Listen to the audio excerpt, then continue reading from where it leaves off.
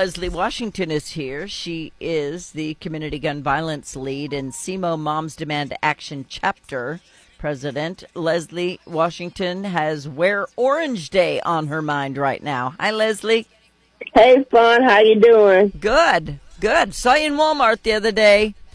I know. I see you everywhere. All right. I'm, She's out and about. So, Wear Orange Day. When's it coming up? it's Friday, June the 6th at the Peace Park on Broadway at 12 noon. There will be 2 survivors sharing their stories of gun violence that they've been impacted by. And we're asking people to bring gently used children's books, because we support the summer reading program as well with Felice Patton. I need to bring you the ones that are sitting in the break room that Monkey brought home from school that he's already read. I need to give those to you because there's a whole stack of them there.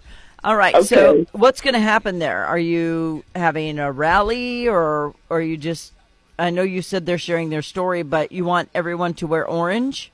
That is correct. To bring awareness to gun violence that continues to happen in our community of Cape Girardeau, as well as around the country, because we know that guns are the leading cause of death for teens between the ages of 17 and 24, and also in a domestic situation, it's 5 times more likely for that person to die with a domestic situation where there's a firearm involved. Yeah, well, we've got a gun violence problem in Cape Girardeau right now.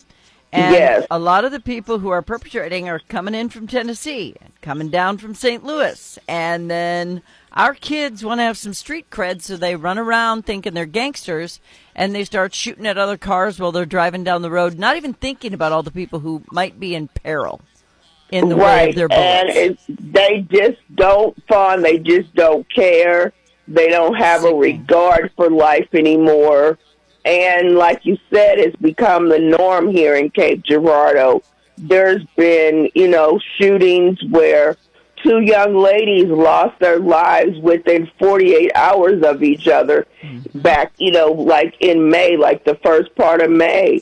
And it's just basically become the norm, and it's just unfortunate that this stuff continues to happen. Yeah, and it's not just here, it's everywhere. And right. The problem is that these kids, I don't know how they've just completely lost the value of human life, but I don't get what's happening in their lives where this is okay. What makes this happen? You know what's fun? It has a lot to do with their home life, potentially, probably there's a single parent in the home. And it's just unfortunate, like you said, that this keeps happening, and we just have to do our part and do what's right and hold people accountable for their actions. And because it's just continuing to happen here in Cape Girardeau, here, in Sykeston and different places like that.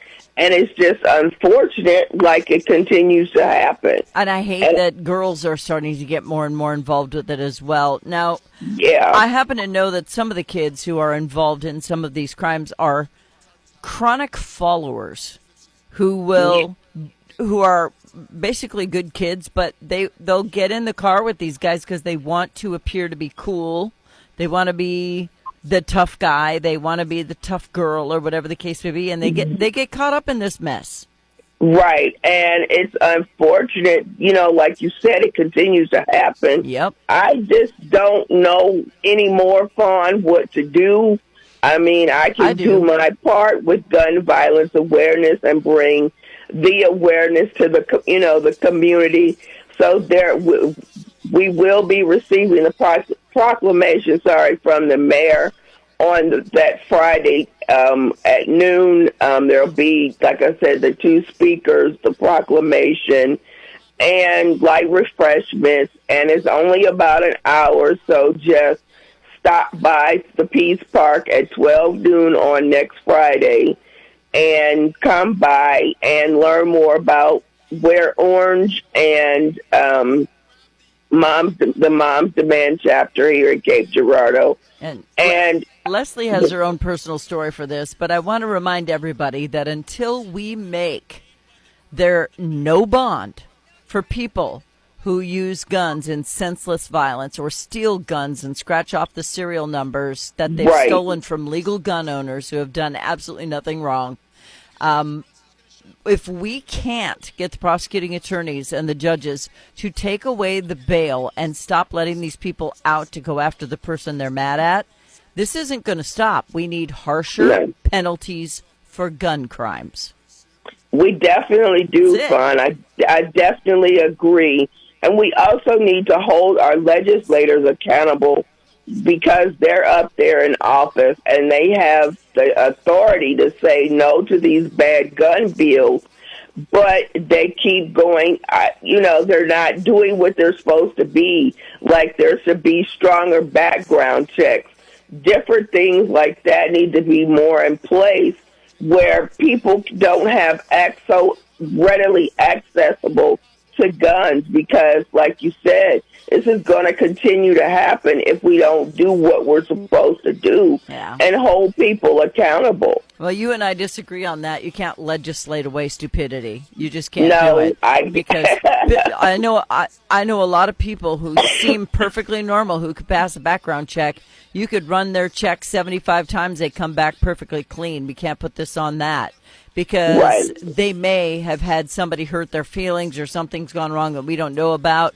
They legally buy that gun. It's their fault what they do with it. Not the gun, not the legislator, not the background check. Because I've bought guns, and the background checks are pretty stinking thorough. So, I mean, we can't always know in forethought what somebody's going to do with a gun when they buy it, but shall not be infringed. I mean, Second Amendment, period. Right. And so you and I just don't agree on that. We've got enough laws and stuff on the books. The problem is we are not punishing the people to the level that they need to be punished for what they do. I mean, straight up murder, there should be life without parole or the death penalty. If you murder somebody, that's it. You're done. Your life's over. Theirs is. And if you use a gun in the perpetration of a crime, you should get a heavy sentence, not released on bond.